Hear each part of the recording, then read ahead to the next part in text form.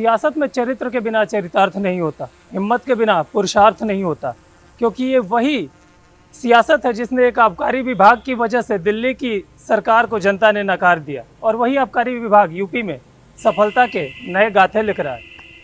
UP की सफलता का मजबूत पहिया बना हुआ है, और आज हम चलते चलते उसी पुरुषार्थ को समझने के लिए यूपी सरकार में आबकारी मंत्री नितिन अग्रवाल के यहाँ पहुँचे हैं। इनके नाम में ही नीति है, और इनकी नीति सफलता के नए परचम लहरा रही है। बहुत बहुत स्वागत है सर आपका। धन्यवाद। पहला सवाल तो यही है, ये जो विभाग है आबकारी विभाग, सबसे ज़्यादा राजस्व इधर ही है, इसी विभाग में। सबसे ज़्यादा भ्रष्टाचार के मामले भी इसी विभाग में आते थे, लेकिन ये तस्वीर 2017 के बाद से बदल गई, 2022 के बाद से और बदल गई। क्या ऐसा हुआ? देखिए, ये बात सही है कि 17 से पहले विभाग की छवि बहुत अच्छी नहीं थी प्रदेश में, और 17 के बाद जब योगी जी के नेतृत्व में सरकार बनी तो सबसे पहले काम यही हुआ कि जो करप्शन है, जो कमियां थी इस विभाग की, उन कमियों को दूर किया जाए। और 17 से लगातार विभाग में काम का सिलसिला शुरू हुआ। मुझे तो ये विभाग 2022 में मिला जब योगी 2 की सरकार प्रदेश में आई, लेकिन 17 से जो बदलाव की जो शुरुआत हुई और 2022 में जब मुझे ये विभाग मिला तो एक अच्छा राजस्व प्रदेश को दे रहा था। करीब 36,000 करोड़ का राजस्व था। मेरे आने के बाद हमने माननीय मुख्यमंत्री जी के मार्गदर्शन में और भी नई चीज़ें हमने विभाग में लागू करी, और जो जो कमियां थी उन कमियों को पूरा ख़त्म किया, प्लग किया। और आज ये विभाग एक बहुत बड़ा राजस्व प्रदेश सरकार को दे रहा है। करप्शन के ज़ीरो टॉलरेंस की नीति जो मुख्यमंत्री जी की थी, उस ज़ीरो टॉलरेंस की नीति को हमने विभाग में भी लागू किया, और आज मुझे खुशी है कि आज विभाग एक महत्वपूर्ण विभाग प्रदेश का है, और प्रदेश को एक बड़ा राजस्व इस विभाग से आ रहा है। पिछले साल 56,000 करोड़ रुपए से ज़्यादा का राजस्व मिला था। नया टारगेट क्या है और इसको अचीव कर लिया जाएगा? देखिए, इस वर्ष हमारा टारगेट करीब 59,000 करोड़ का है, जो हम जिसके करीब पहुँचेंगे, जो मुझे उम्मीद है। अगले वर्ष हालांकि सरकार ने हमें एक बहुत बड़ा टारगेट दिया है, करीब 72,000 करोड़ का टारगेट दिया है। तो हमारा प्रयास होगा कि जो टारगेट हमें मिला है उसको हम अचीव करें, और जब अगला फाइनेंशियल ईयर कुछ ही दिनों बाद शुरू होने जा रहा है 1 अप्रैल से, तो उस पर नई नीति के साथ हम लोग काम करना शुरू करेंगे। नई नीति का आपने जिक्र किया। यूपी देश का पहला ऐसा राज्य है जहां आबकारी के लिए निर्यात नीति बनी है। आसान शब्दों में कहे तो यूपी में जब शराब बनेगी तो वो विदेशों में भी जाएगी। क्या है ये? देखिए, हमारा फोकस था कि हमारा प्रदेश में जो अल्कोहल का प्रोडक्शन होता है वो केवल हमारे स्टेट तक ही सीमित ना रहे। हम लोग देश के अन्य राज्यों में भी जाएं और विदेशों में भी हमारा प्रोडक्ट जाए, और इसी को ध्यान में रखते हुए हम लोग निर्यात नीति लेकर आए थे। जो निर्यातक हैं उनको प्रदेश सरकार ने इस नीति में काफ़ी हद तक उनको सब्सिडाइज किया है, ड्यूटीज़ को। कोशिश करी है कि जो हमारा प्रोडक्ट उत्तर प्रदेश का प्रोडक्ट है वो विदेशों में भी जाए, अपनी पहचान बनाए, और जहां हमारे स्टेट की छवि एक कंजम्पशन स्टेट की रही है, उस कंजम्पशन स्टेट की छवि से बाहर आके हम लोग एक एक्सपोर्ट ओरिएंटेड छवि को हम सामने रखें अपने प्रदेश की। इसी के तहत हम लोग ये पहली बार मुख्यमंत्री जी के मार्गदर्शन में एक्सपोर्ट नीति लेकर आए थे। अब जब शराब का जिक्र होता है, ये जौ से बनती है, विदेशों में अब शराब जाएगी, तो क्या इससे किसानों को भी फायदा होगा? अब यूपी के जौ की धूम पूरी दुनिया में मचेगी। कई तरीके से अल्कोहल का प्रोडक्शन होता है प्रदेश में। मक्के से भी किया जाता है, चावल से भी किया जाता है, जौ से भी किया जाता है। तो काफ़ी ग्रेन बेस्ड जो अल्कोहल लिकर है, हम लोग उसको थोड़ा सा प्रमोट कर रहे हैं, क्योंकि उसकी क्वालिटी भी बेटर होती है, और विदेशों में भी जब जाती है तो बेहतर तरीके से हम उसको मार्केट कर सकते हैं।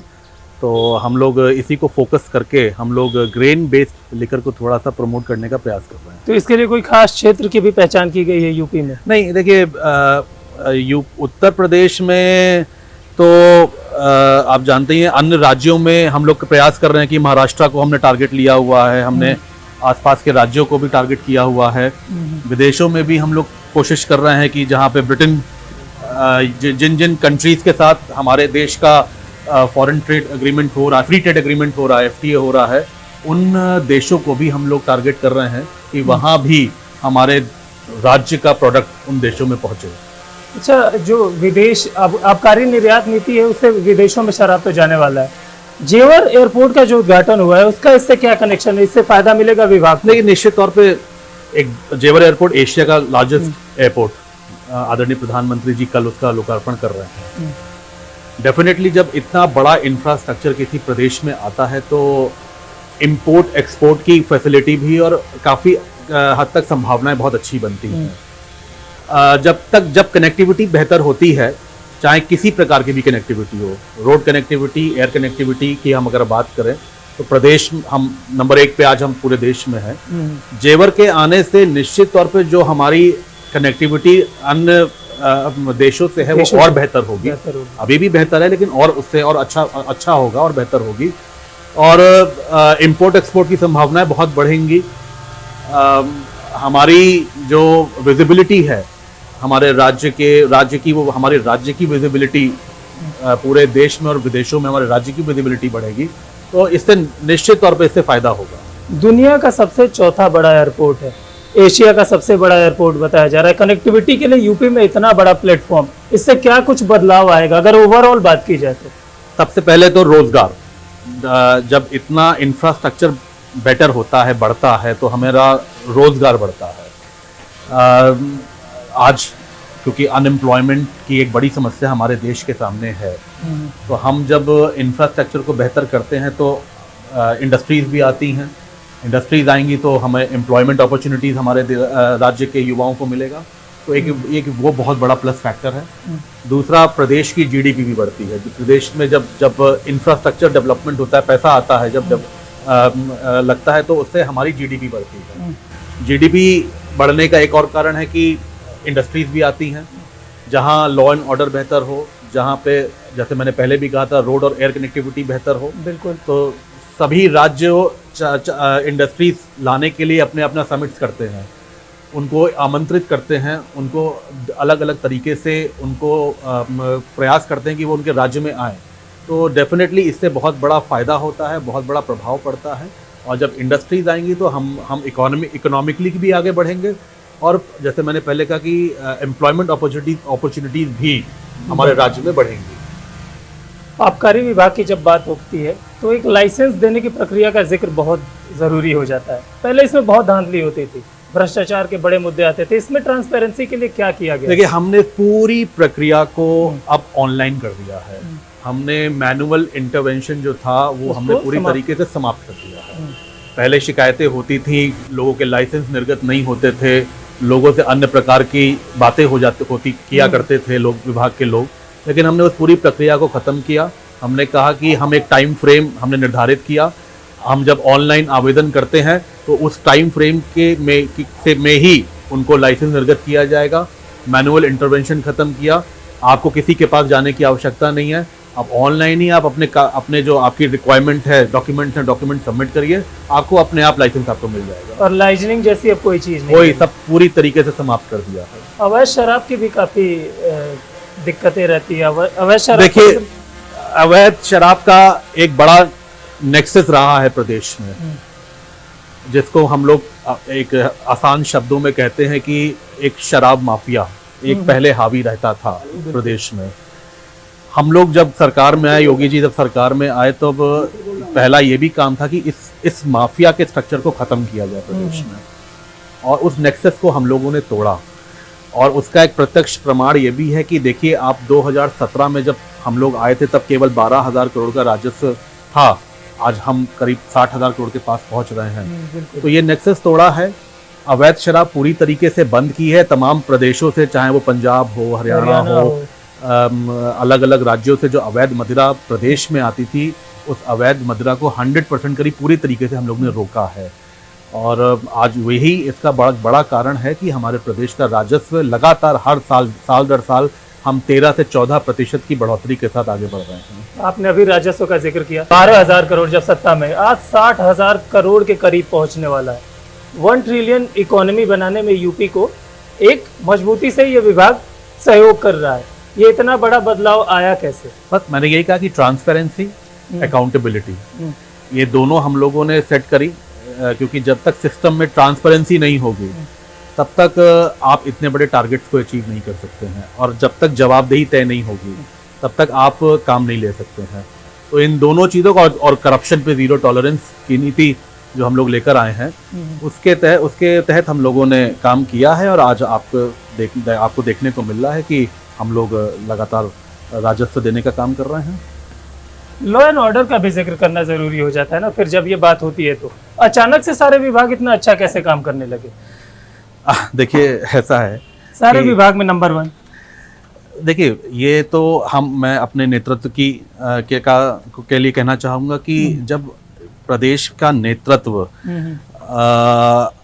उनका एक विजन है, और वो अगर जब अपना विजन देते हैं सभी विभागों को और प्रदेश की जनता को, जब उनका विजन आता है तो उस विजन के अनुरूप अगर काम होता है तो निश्चित तौर पे परफॉर्मेंस बेस्ड जब हम काम करते हैं तो बेहतर होता है। और इसमें आदरणीय मुख्यमंत्री जी का मार्गदर्शन जो सभी विभागों को मिला है और जो मिलता रहता है हम लोगों को, उसका एक बहुत बड़ा योगदान ये इसलिए भी है।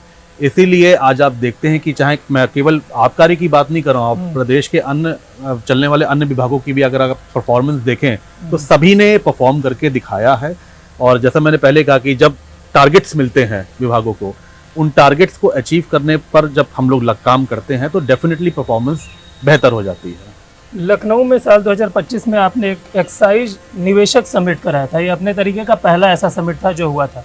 उस समय आपने कहा था कि रेड कारपेट बिछाया गया है, उससे क्या बदलाव आया रेड कारपेट? देखिए, बड़ा एक पहला प्रयोग था, पहली तरीके का प्रयोग था, नया प्रयोग था कि हम लोग पहली बार अपने विभाग का इन्वेस्टर समिट कर रहे थे, और काफ़ी सफल भी हुआ था, क्योंकि जब हमने वो एक दिन का प्रोग्राम किया था उसमें हम लोगों को करीब 6,000 करोड़ के MOUs हमने साइन किए थे। तो एक प्रयोग किया था, और हम लोगों ने अपने इन्वेस्टर्स को भी भरोसा दिलाया था कि अब प्रदेश सरकार रेड टेपिज्म पे नहीं, रेड कारपेट हमारे इन्वेस्टर्स के लिए हमने बिछाया है। तो आप आए प्रदेश में, आपको हर तरीके की सहूलियत जो आपको चाहिए, सपोर्ट चाहिए, विभाग भी और सरकार भी आपके सपोर्ट के लिए खड़ी है। विभाग से सवाल तो बहुत हो गए, आपके पॉलिटिकल करियर से कुछ सवाल कर लेते हैं। सीधे सवाल जो आपसे जुड़े हैं। 4 बार चुनाव जीत चुके हैं, पार्टी कोई भी हो, सिंबल कोई भी हो, लहर कोई भी हो, जीतते आप ही हैं। कौन सा जादू किया है आपने? देखिए, मैं इसके लिए कहूँगा कि चुनाव में जब हम लोग जाते हैं तो जनता आपसे ये ज़रूर पूछती है कि आपने क्षेत्र के लिए किया क्या है। और मैं खुद कुछ नहीं कहूँगा, मैं तो आपको आमंत्रित करूँगा कि आप हरदोई में आइए और जनता से पूछिए कि क्यों हरदोई की जनता का विश्वास और प्यार मेरे साथ है। मैं इसमें एक बहुत बड़ा रोल ज़रूर कहूँगा कि जब आप काम करते हैं तो जनता को विश्वास होना चाहिए कि आप जनता के हित के लिए काम कर रहे हैं। और जब ये विश्वास लोगों के मन में पैदा हो जाता है आपके प्रति, तो उसमें फिर पार्टी मैं मानता हूँ कि कोई बड़ा रोल प्ले नहीं करती। जब जनता के बीच मन में आपके लिए विश्वास पैदा हो गया है तो फिर जनता आपके साथ हमेशा खड़ी रहती है। सियासत में रिलेवेंट बने रहने के लिए सबसे ज़्यादा ज़रूरी चीज़ क्या है? मैं कहूँगा विश्वास। अगर आपने विश्वास पैदा कर लिया है, बना लिया है अपने जनता जनार्दन के बीच में, उससे बड़ी कोई चीज़ नहीं है। MP MLA तो लोग बन जाते हैं, लेकिन अगर जनता पे विश्वास आपका नहीं है, आप एक बार तो बन जाएंगे, दोबारा नहीं जीत के आएंगे। तो मेरे लिए सबसे बड़ी इंपॉर्टेंट जो चीज़ है वो विश्वास है कि अगर आपका जनता को आप पर विश्वास है तो यही एक बहुत बड़ी पूंजी है जो मैंने राजनीति में कमाई है। सियासत जब विरासत में मिलती है तो कितना बड़ा चैलेंज होता है खुद को साबित करना। यह सवाल मैं हर उस नेता से करता हूं जिसका सियासत विरासत से जुड़ा हो। निश्चित तौर पे देखिए, एक बड़ा चैलेंज रहता है। हाँ। कुछ लोग कहते हैं कि आपको तो सियासत विरासत में मिली है, आपने क्या किया है। मैं कहूँगा कि जब हम लोग पॉलिटिकल फैमिली से आते हैं तो जब आपका टेन्योर शुरू होता है जनता एज अ जनप्रतिनिधि, तो आपको भी अपने प्रीडिसेसर जो आपके पिता हैं या आपके दादा हैं उनसे कंपेयर किया जाता है कि उन्होंने ऐसा किया है, आप कैसे कर रहे हैं। वो कंपैरिजन एक बड़ा मुश्किल होता है नए व्यक्ति के लिए, क्योंकि जिससे आपको कंपेयर किया जा रहा है उनका पॉलिटिकल करियर 40 वर्ष का है, 50 साल का है। आपका करियर अभी शुरू हुआ है आपका। लेकिन चलिए, विरासत में मिला ज़रूर है लेकिन मैंने अपनी तरफ से इन 4 बार जब मैं विधायक बना हूँ, मैंने कोशिश करी है कि मैं भी अपने आप को प्रूफ करूँ पब्लिक जनता के बीच में, लोगों के बीच में, और मैंने कोशिश करी है कि जो जिम्मेदारी मुझे दी गई उस जिम्मेदारी को निभा सकूं। अब तो लंबा समय हो गया, 4 बार आप विधायक रह चुके हैं, व्यक्तिगत पहचान बनाना मुश्किल है, अब बन गई है? अब ये मैं अपने मुंह से तो नहीं कह सकता, ये आपको अगर पहचान बनी है या नहीं बनी है, ये तो जनता ही आपको इसका जवाब दे पाएगी। रिस्पांस तो मिलता होगा, आप वहाँ जाते होंगे तो अब लोग कंपैरिजन करते हैं या फिर अब आपको अलग उम्मीद भरी निगाहों से देखते हैं? नहीं, निश्चित तौर पे देखिए, ऐसा है, डेफिनेटली एक लोगों को एक्सपेक्टेशन तो है ही, लोग एक्सपेक्ट करते ही हैं, और उन एक्सपेक्टेशंस को पूरा करना एक बड़ा चैलेंज है मेरे सामने। उसको मैं चैलेंज को एक्सेप्ट भी करता हूँ, उसको पूरा करने की कोशिश भी करता हूँ। आप मंत्री तो इससे पहले भी रह चुके हैं, अब सीएम योगी की सरकार में मंत्री हैं, वर्किंग स्टाइल कैसी है सीएम योगी की, कैसे टास्क मास्टर हैं? बहुत टफ टास्क मास्टर है। हाँ। और मैं कहूँगा कि उनको परफॉर्मेंस पसंद है। हाँ। अगर कोई परफॉर्म कर रहा है तो उसको पसंद करते हैं, और एक टारगेट देते हैं, उस टारगेट को अचीव करने की जिम्मेदारी फिर उस विभाग की होती है, और टारगेट अचीव होते हैं तो वो खुश होते हैं, टारगेट अचीव नहीं होते हैं तो फिर उसकी समीक्षा होती है, और फिर उनसे पूछा जाता है कि टारगेट अचीव क्यों नहीं हुए हैं। मैंने तमाम अधिकारियों मंत्रियों का इंटरव्यू किया, सबका एक जवाब तो कॉमन रहता है कि दिनचर्या बदल दी सीएम ने। रूटीन वाला क्या है? देखिए, काम करने के लिए बहुत कम ही मौके मिलते हैं। हाँ। और अगर मौका मिला है तो काम करना चाहिए।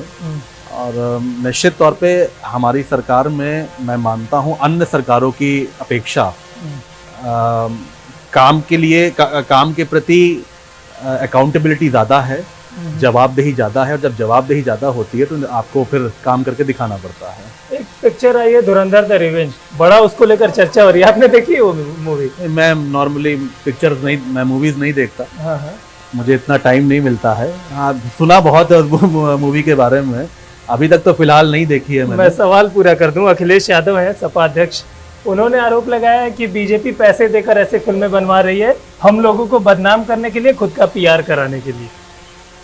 अब देखिए, वो एक दल के नेता हैं, विपक्ष के नेता हैं, वो कुछ भी कह सकते हैं, लेकिन मैं सोचता हूँ कि सरकार और पिक्चरों को अगर बीच में आप साथ में जोड़ेंगे तो ये निश्चित तौर पे ये ठीक नहीं होगा। और सरकार अपना काम कर रही है, जो फिल्म इंडस्ट्री है वो अपना काम कर रही है। माफिया अतीक अहमद का पाकिस्तान से इसमें कनेक्शन दिखाया गया है, चूंकि मैंने फिल्म देखी है तो थोड़ा सा नरेट कर दे रहा हूँ, और इसी चीज को लेकर समाजवादी पार्टी को दिक्कत है कि इमेज खराब करने की कोशिश की जा रही है। ये तो समाजवादी पार्टी क्या कहना चाहती है कि अतीक अहमद माफिया नहीं थे? अगर उनका ये इसमें कहने का आशय है तो फिर तो मैं कहूँगा कि ये बड़ा ही सोचनीय प्रश्न है, चिंताजनक प्रश्न है। सभी लोग जानते हैं कि अतीक अहमद जैसे लोगों का बैकग्राउंड क्या रहा है, और मुझे खुशी है कि हमारी सरकार ने ऐसे लोगों पे कार्रवाई की है। उन्हीं की पार्टी के एक विधायक हैं पूजा पाल जी, अब उनकी पार्टी से निकाली जा चुकी है। उन्होंने कहा कि अतीक अहमद पे कार्रवाई हुई तो अखिलेश यादव को पसंद नहीं आया, सीएम योगी असली धुरंधर सीएम है। नहीं, डेफिनेटली मैं बिल्कुल कहूँगा कि मुख्यमंत्री जी ने अपने 8-9 साल के कार्यकाल में निश्चित तौर पे एक बड़ा मैसेज पूरे देश में दिया है। उत्तर प्रदेश जिस राज्य को गुंडा प्रदेश कहा जाता था, माफियाओं का प्रदेश कहा जाता था, आज वो देश का ग्रोथ इंजन के रूप में अपनी पहचान बना रहा है। तो इसमें एक बहुत बड़ा रोल, सबसे बड़ा रोल अगर किसी का है तो मुख्यमंत्री जी का है कि उन्होंने अपने 9 वर्ष के कार्यकाल में ऐसे गुंडे, माफियाओं, ऐसे जो गैंग्स चलते थे, उन गैंग्स को ख़त्म किया है प्रदेश में। पूजा पाल जी की बात हुई तो महिलाओं की बात करना भी बहुत ज़रूरी हो जाता है, क्योंकि अचानक से महिलाएं जब से बीजेपी सत्ता में आई है, सियासत का केंद्र बन गई है, बीजेपी को सत्ता के सिंहासन तक पहुंचाने में भी एक बड़ा रोल प्ले कर रही हैं। लेकिन अब अखिलेश यादव जी इस पे नज़र भिड़ाए हुए हैं, पीडीए में जो अल्पसंख्यक था उसको अब आधी आबादी कर दिया है महिला वोटरों पर फोकस करने के लिए। आपको लगता है कि इसका असर पड़ेगा? ये तो सभी लोग जानते हैं कि भाई सरकार बनाने का मौका तो सभी को मिला है प्रदेश में, और चाहे बीएसपी हो चाहे एसपी हो, कांग्रेस को भी बहुत पहले मिलता था, 89 के बाद नहीं मिला उनको। तो लगभग सभी दलों को ये मौका मिला है और जनता ने सभी को परखा है। मैं ये मानता हूँ कि प्रधानमंत्री जी के नेतृत्व में जो देश की सरकार चल रही है और उत्तर प्रदेश में योगी जी के नेतृत्व में सरकार चल रही है, उन्होंने आधी आबादी के लिए क्या किया है वो सबके सामने है। और उसका सबसे बड़ा प्रमाण ये है कि हम उन आधी आबादी का भी प्रतिनिधित्व संसद और विधानसभा में चाहते हैं। जब आदरणीय प्रधानमंत्री जी ने 33% जो 33% रिजर्वेशन उन्होंने दिया, ये और दल भी कर सकते थे, उनको भी मौका मिला था। कांग्रेस भी 10 वर्ष केंद्र की सत्ता में रही, उन्होंने नहीं किया, हमने किया। तो ये दिखाता है कि कौन आधी आबादी को सशक्त बनाना चाहता है और कौन केवल चुनावी वादे करता है। आखिरी के 2-3 सवाल मेरे हैं। अच्छा, ये जो 2027 में चुनाव होने वाला है, आपको लगता है कि महिला आबादी फिर से बीजेपी के लिए गेम चेंजर साबित होने वाली है? देखिए, हम केवल महिला आबादी की बात ना करें, हम एक ओवरऑल जनमानस के विश्वास की बात करें। और मैं ये मानता हूँ कि चाहे महिला हो, चाहे पुरुष हो, चाहे सभी लोग, परफॉर्मेंस बेस्ड पॉलिटिक्स हो गई है। आप काम करेंगे, आपको समर्थन मिलेगा, आप काम नहीं करेंगे, जनता आपको रिजेक्ट कर देगी। तो अब मैं ये मानता हूँ कि केंद्र का काम और प्रदेश के काम, अब प्रदेश का चुनाव आने जा रहा है अगले वर्ष। हम 10 वर्ष की जो हमारी उपलब्धियां हैं, हमने जो काम किया है लोगों के लिए, हम उसको जनता के सामने रखेंगे और हम 2027 के चुनाव के मैदान में जाएंगे। मुझे पूरा विश्वास है कि इन 10 वर्षों की उपलब्धियों को लेकर जब हम जाएंगे तो निश्चित तौर पे जनता तीसरी बार भी हमें मौका देगी। आप सबका बात करें कि सबका साथ सबका विकास की हम बात करते हैं, लेकिन सियासत का केंद्र बनाया जा रहा है कभी महिलाओं को, कभी कांशी राम जी को अचानक से सियासत का केंद्र बनाया जा रहा है। भारत रत्न देने की मांग वो लोग कर रहे हैं जिनकी, कांशी राम जी की सियासत ही कांग्रेस की खिलाफत से शुरू हुई थी और आज वो भारत रत्न देने की मांग कर रहे हैं। 20% जो दलित वोट बैंक है उसकी लड़ाई है।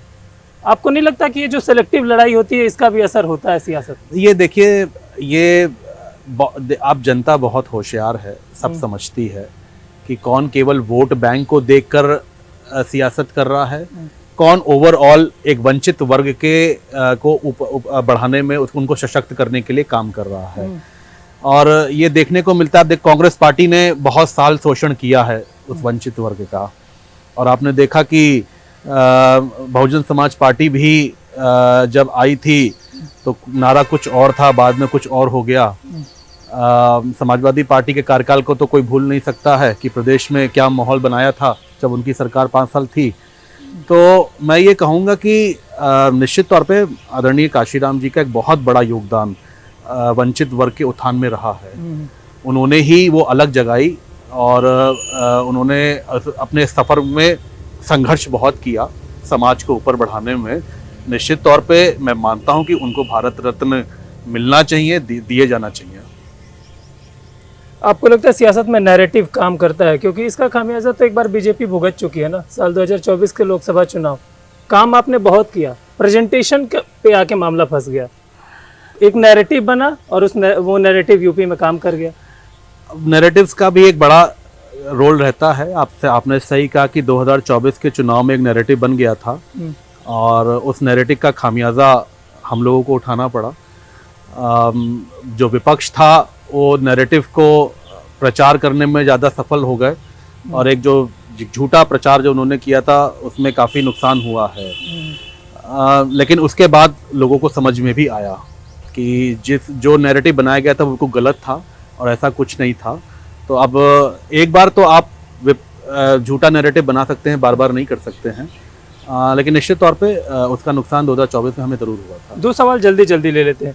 असदुद्दीन ओवैसी का यूपी में एंट्री पे कोई असर पड़ेगा? देखिए, मैं अभी भी मानता हूं कि जो ये दल हैं, ये केवल अगर मुस्लिम ओरिएंटेड जो राजनीति करते हैं ये दल ऐसे, तो मैं आज भी ये कहना चाहता हूं कि ओवैसी, देखिए वो अपने राज्य के बड़े नेता हैं और अन्य राज्यों में भी जा रहे हैं, लेकिन जो केवल एक कम्युनिटी ओरिएंटेड पॉलिटिक्स करेगा वो कभी सफल राजनीति में नहीं हो सकता है। कम्युनिटी को लेकर बड़े बयानबाजी भी चल रही है। अभी हाल ही में आपने सुना होगा, शौकत अली उनका एक नेता है, वो कह रहे हैं कि जितने मुसलमानों का एनकाउंटर हो रहा है, अगर आप हमें 11 सीट जिता दीजिए, हम उनका एनकाउंटर करेंगे जो एनकाउंटर कर रहे हैं। देखिए, इस प्रकार की अब ना भाषा शैली चलती है जनता में, ना इस प्रकार की जो हम जैसे कहते हैं ना कि हम उकसा रहे हैं लोगों को, ऐसा काम अब नहीं हो सकता है। पॉलिटिक्स में आज वही सफल होगा जो सबकी बात करेगा, सबके लिए काम करेगा। केवल किसी एक कम्युनिटी को ओरिएंटेड जो पॉलिटिक्स करेगा वो राजनीति में सफल नहीं हो सकता। मायावती जी रिलेवेंट है अब यूपी की सियासत? देखिए, बड़ी नेता हैं, और उनका अपने समाज में आज भी उनका एक बड़ा समर्थन है, उनके लिए समर्थन है। तो वो मैं बस इतना ही कहूँगा कि वो अपने समाज की एक बहुत बड़ी नेता है देश की। चलते चलते कि आखिर में हम एक रैपिड फायर करते हैं सर। कुछ एक नाम लूंगा, आप चाहे तो स्किप भी कर सकते हैं जिस पे जवाब नहीं देना चाहते। जिस पे जवाब देना चाहते हैं एक शब्द में बताइएगा। पहला नाम पीएम मोदी, जनसेवक, प्रधान सेवक। सीएम योगी, कर्मयोगी। नरेश अग्रवाल जी, संघर्षशील नेता। मायावती, एक बहुत ही मैं कहूँगा कि उनको भी मैं संघर्षशील नेता भी कहूँगा। बहुत संघर्ष उन्होंने किया है और एक प्रभावशाली नेता। राहुल गांधी, अभी बहुत कुछ सीखना है उनको। नितिन अग्रवाल जी, मैं अभी राजनीति में बहुत मैं कहूँगा बेस पे हूँ और मैं भी काफ़ी कुछ सीख रहा हूँ। बहुत बहुत धन्यवाद सर हमसे बात करने के लिए, हमें समय देने के लिए। तो चलते चलते के इस एपिसोड में हमारे मेहमान थे यूपी सरकार में मंत्री नितिन अग्रवाल जी। चलते चलते के अगले एपिसोड में फिर किसी शख्सियत के साथ मुलाकात होगी, तब तक देखते रहिए DD UP।